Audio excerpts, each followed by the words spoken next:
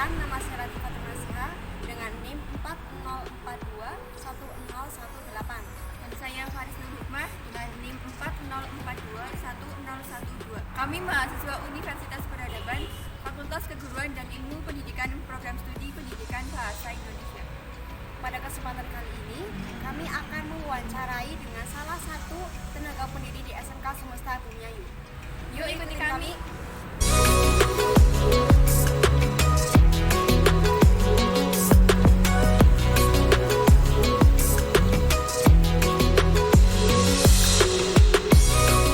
Mohon maaf nih Pak, mengganggu waktu Bapak. Kami dari Universitas Peradaban, Fakultas Keguruan dan Ilmu Pendidikan, Program Studi Pendidikan Bahasa Indonesia. Di sini kami ingin mewawancari Bapak terkait dengan materi etika dan juga profesi guru. Berkenan nih Pak. Oke, siap. Langsung saja, pertanyaan pertama, sebagai seorang guru, seperti apakah Bapak memaknai kode etik guru Pak? Oke, kode etik itu di profesi guru itu memang sangat penting sebagai acuan ya, acuan atau dasar kami dalam melaksanakan tugas sebagai seorang pendidik, tidak hanya mendidik tapi memberikan bimbingan ke peserta didik kita. Jadi kita tidak hanya sekedar mentransfer keilmuan kami, akan tetapi di sisi lain kita juga ada sisi-sisi yang lain yang butuh untuk disampaikan ke anak-anak, tidak hanya secara disiplin keilmuan kami. Nah, disitulah peran penting dari sebuah kode etik yang mana sebagai seorang guru, sebagai seorang yang memiliki profesi sebagai seorang pendidik, butuh adanya dasar atau acuan ya, acuan dalam memberikan pembelajaran ke anak-anak yang disebut dengan kode etik itu. Kode etik itu kan aturan, aturan bagi kita sebagai seorang yang profesional di bidang pendidikan seperti itu. Ada lagi? Pertanyaan kedua, dalam kode etik guru itu kan mengatur sikap dan juga perilaku seorang guru dalam menjalankan profesionalisme. Nah, menurut Bapak, sikap dan perilaku yang bagaimana yang diatur dalam kode etik guru, Pak? Sikap dan perilaku. Perilakunya. Oke. Di kode etik memang ada beberapa hal terkait dengan sikap dan perilaku. Sebenarnya dua suku kalimat ini sebenarnya saling berkesinambungan ya. Sikap kita, perilaku kita sebagai seorang guru, kalau dalam bahasa istilah orang Jawa itu digugu lan ditiru ya. Jadi pola perilaku kita sebagai seorang pendidik, baik tutur kata kita, penampilan kita, sikap kita itu harus bisa mencerminkan apa yang kita sampaikan ke peserta didik, sehingga mereka bisa melihat apa yang kita perbuat, apa yang kita lakukan sesuai dengan ucapan kita, sehingga mereka bisa minimal meniru apa yang positif ya dari seorang guru seperti itu. Baik Pak. Pertanyaannya ketiga, menurut Bapak, sekarang ini para guru di Indonesia sudah menunaikan tugas profesionalisme sesuai dengan kode etik atau belum Pak? Ya, kalau menurut saya sih semua guru jelas ya tahu kode etik ya, kode etik guru. Kalau ditanya apakah semua guru di Indonesia sudah melaksanakan kode etik yang sudah ditetapkan atau tidak, itu tergantung kembali kepada si personalnya ya. Sama halnya profesi-profesi yang lain. Sebagai misal nih, ada seorang profesinya dokter, ada yang mungkin apoteker ya, atau mungkin di bidang yang lain seorang wira swasta atau wirausahawan dan sebagainya. Sebenarnya mereka punya acuan sendiri-sendiri. Nah, kita kalau ditanya terkait dengan di Indonesia gurunya sudah masalah etik semua, ya sudah sebenarnya. Tinggal bagaimana mengimplementasikan setiap personalnya dari apa yang sudah menjadi acuan kita sebagai seorang pendidik saja. Jadi dikembalikan lagi ke personalnya seperti itu. Baik. Pertanyaan yang keempat, guru itu kan harus berusaha menghindari kekerasan fisik di luar batas kaidah pendidikan. Nah, menurut Bapak, itu memaknai pernyataan tersebut seperti apa Pak? Oke. Pendidikan memang sudah berubah ya. Di era tahun 90-an dengan era yang sekarang, era milenial, jelas pendekatannya berbeda. Kalau dulu kita diajarkan, dibimbing oleh seorang guru, diwajibkan taat dan patuh ya terhadap beliau. Karena ada bahasa guru itu adalah orang tua kita yang kedua di sekolah. Kalau kita bahasa ada orang tua, berarti kan ada keberkahan, ada ilmu yang bisa kita dapat dari orang tua kita yang ada di sekolah, yaitu guru. Di sisi lain, kalau kita lihat era tahun 90-an, guru itu memang lebih pendekatannya ke arah kedisiplinan, bisa menggunakan yang namanya cara-cara fisik, kekerasan dan sebagainya yang mungkin dianggap oleh era sekarang itu adalah sesuatu hal pelanggaran ya. Padahal di sisi lain itu adalah untuk melatih mental kita, melatih anak didik kita agar lebih disiplin lagi. Cuma mungkin eranya sudah berubah, memaknai hal tersebut ya sebagai seorang pendidik memang sudah bukan zamannya lagi menggunakan pendekatan kekerasan semacam itu, tapi lebih ke arah personal si anak, psikisnya seperti apa dan sebagainya. Di sisi lain kita juga pendekatannya mungkin tidak harus secara fisik terus, karena berbeda ya, berbeda zaman, berbeda karakter, beda psikisnya juga berbeda dengan anak zaman dulu ya. Kalau dulu ditampar saja hal yang biasa, kalau sekarang kan hal yang luar biasa macam itu. Jadi memaknai hal tersebut ya sebagai seorang pendidik ya memang sudah eranya, polanya, metodenya sudah berubah. Kita harus mengikuti perkembangan zaman. Hal-hal yang dulu pernah kita rasakan mungkin sebagai seorang siswa nggak mungkin bisa disamakan dengan era yang sekarang. Sebagai contoh misalkan dulu orang pakai sepeda motor mungkin banyaknya manual ya, banyaknya manual. Sekarang pakainya matic, semacam otomatis.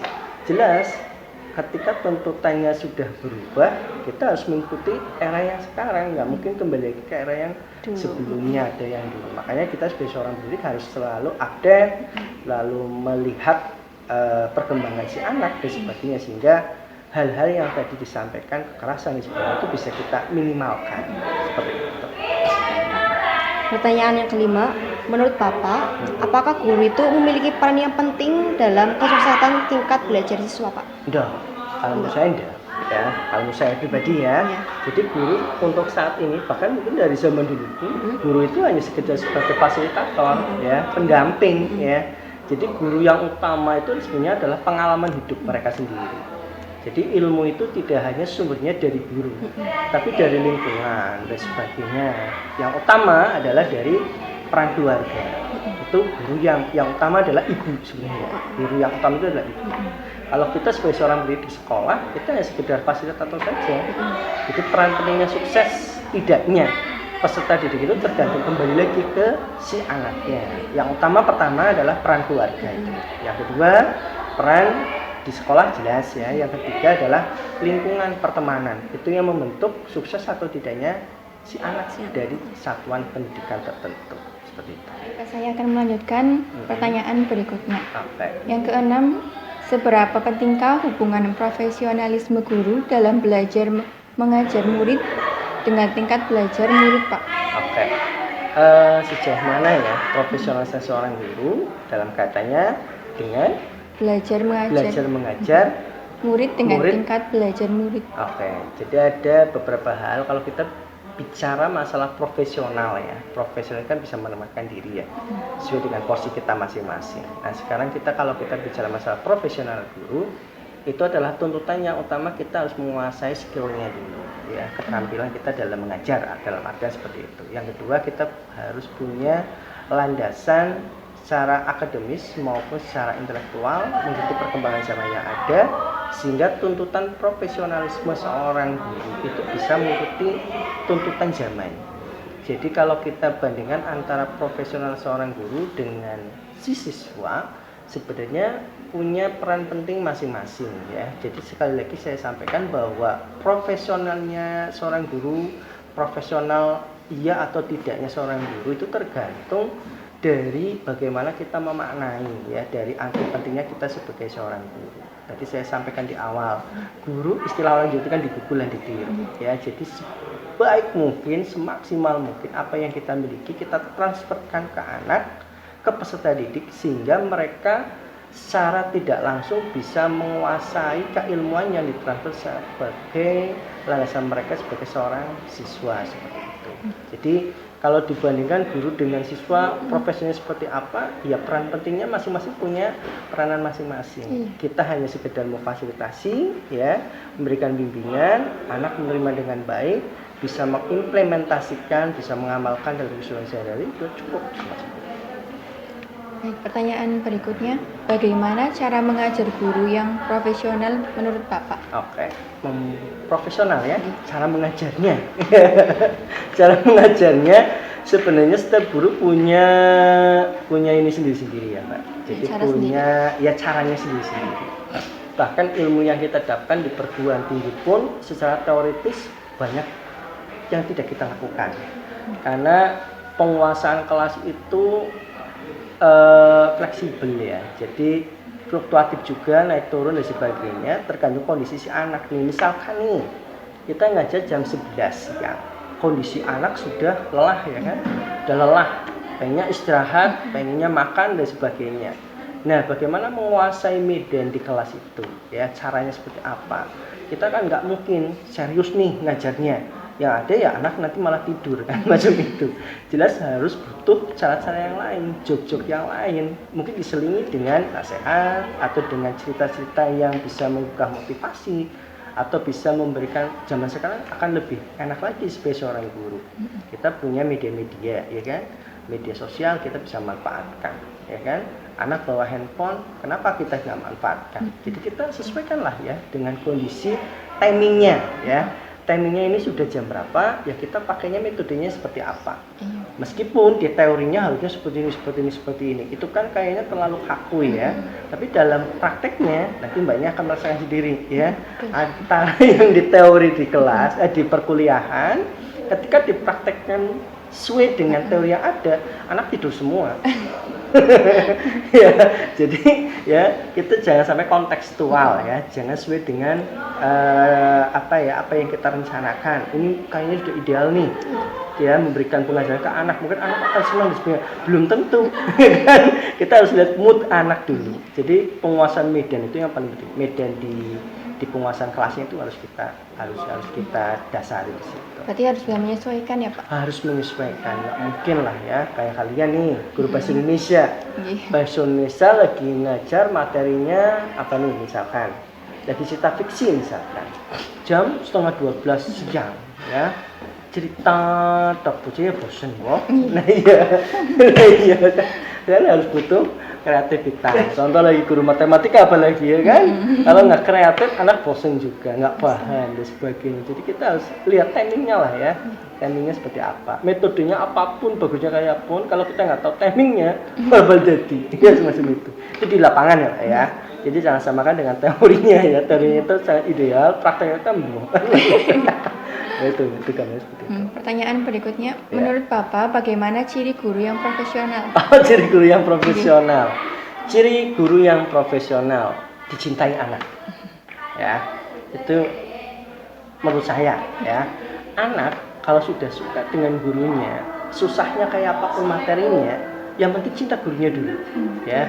Tapi anak mapelnya bagus nih, padahal untuk kemampuan dia nanti ke depannya, tapi nggak seneng gurunya, bakal masuk ya. Jadi profesional menurut saya, kalau di dunia pendidikan, anak cinta kita dulu ya, kenal kita dulu, senang dengan kita dulu. Orang kalau sudah senang kan enak ya, daripada kamu dijodohan nih.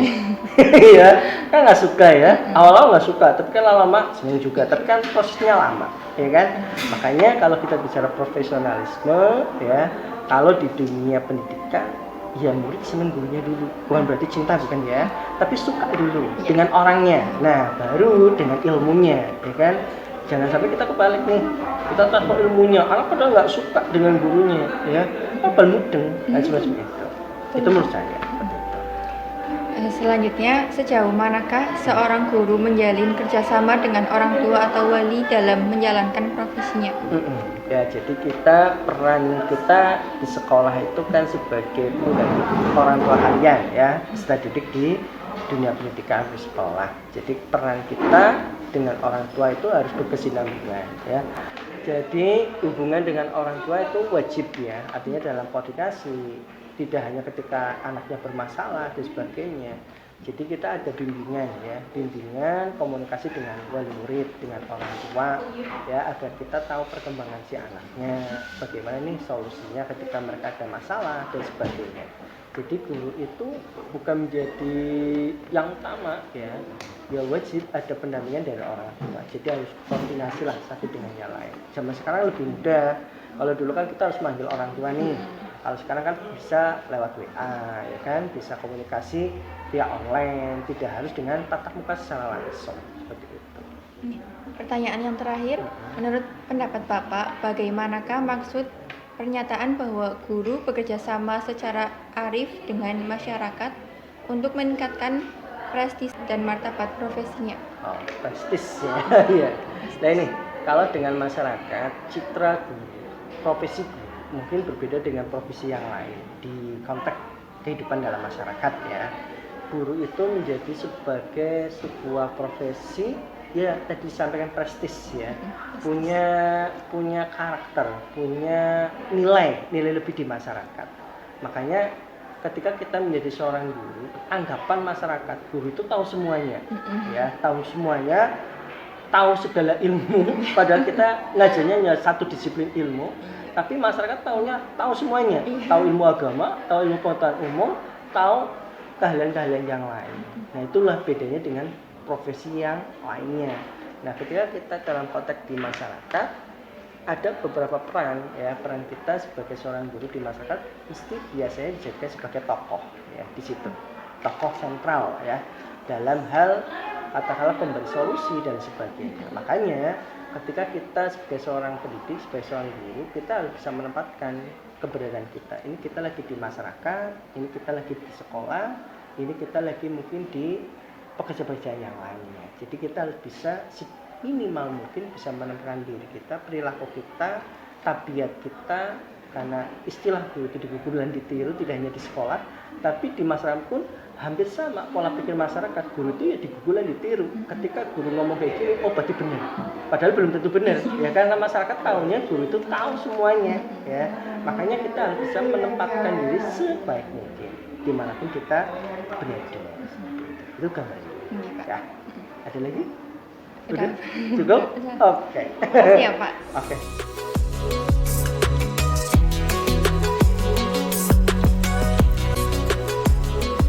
Demikian wawancara kita kali ini. Terima kasih telah mengikuti sejauh ini. Semoga bisa memberi manfaat. See you next time. Wassalamualaikum warahmatullahi wabarakatuh.